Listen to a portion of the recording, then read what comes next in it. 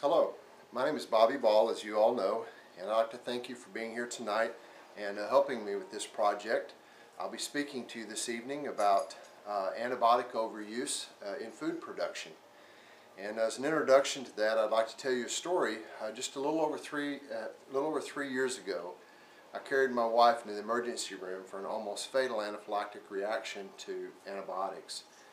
She had been experiencing many reactions to some unknown allergen for almost 4 years prior to that incident that almost killed her.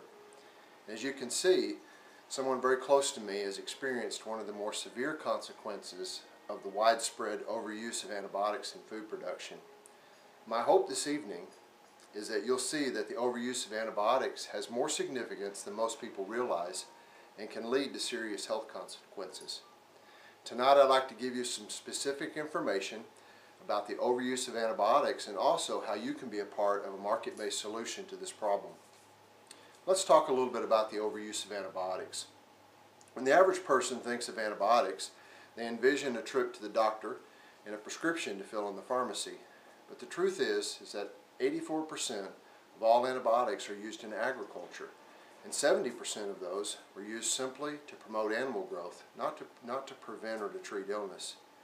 So whether given for growth enhancement, preventative measures, or to medicate illness, unmetabolized antibiotics can be found in residual amounts in the meat, the dairy, and the egg products that you're buying at the market. You know, oddly enough, this phenomenon is not limited to just animal products. A recent study from the University of Minnesota found that vegetables grown in fields fertilized with animal waste, which is common practice in the U.S., have been found to have detectable levels of antibiotics present. This is called uptake. Another study that was published this year in the Environmental Science and Technology magazine revealed that runoff from animal farms and fields fertilized with animal waste are resulting in contamination of shallow groundwater with antibiotic. As you can see, the overuse that is occurring in the food industry is not without its repercussions. And of course, in the food industry, it seems those repercussions are serious to our environment. But even beyond that are the personal repercussions. One of those, which I've already spoken briefly about, is the allergic reaction to antibiotics. Allergic reaction to antibiotics can be sudden and life-threatening. Antibiotics, especially penicillin and the sulfonamides, are among the most common cause of drug-induced hypersensitivity reactions. Up to 7% of hospital admissions are for adverse drug reactions, and up to 16% of those reactions involve antibiotics. Another serious repercussion of the overuse of drugs in food production are bacterial resistant infections. The media calls those superbugs. It's a way that we're used to hearing them referred to. The U.S. Food and Drug Administration states that almost all bacteria implicated in serious bacterial infections in the United States and throughout the world are becoming resistant to antibiotics. Antibiotic resistance has been called one of the world's most pressing public health problems of the day. As you can see, the problems are not limited to the environment. There are personal repercussions to our health. So what are we to do about this issue? How can you become a part of a market-based solution? The first step in this process is to become an educated consumer. Many consumers don't understand the myriad of terms that are included in the food industry to describe their foods. For instance, in the egg industry, there are words like all natural, farm fresh, cage-free.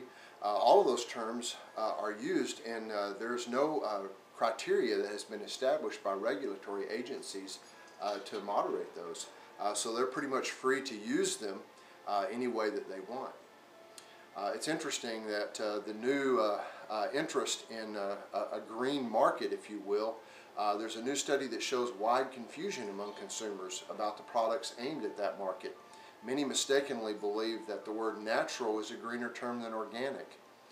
As an informed consumer, you need to know that certified organic food products are regulated by the USDA, Department of Agriculture, and they are produced by farmers and manufacturers under a very strict set of rules. But the agency defines the term natural only for the production of meat and poultry. In the rest of the food industry, the meaning is largely up to the producer once again. How can you help? One of the things that you can do is make your voice heard. How do you do that? Well, the availability and the cost of certified organics and other healthy alternatives continues to become a more viable option as consumer demand rises. So don't be fooled by products that are labeled natural. Instead, look for ingredients that are as close to the natural state as possible.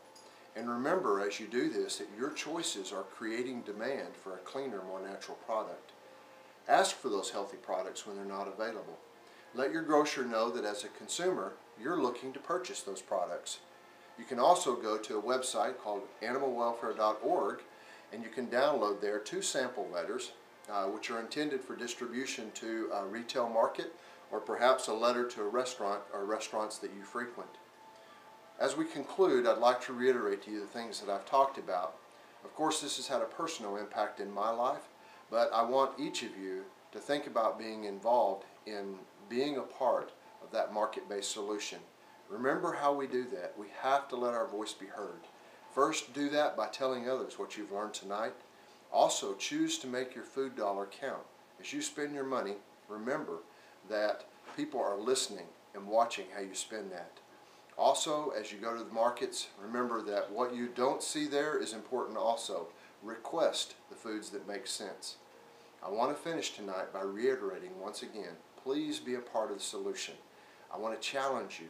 Make this, or take the steps that are needed to implement and to help in this very widespread problem that could potentially impact each of us.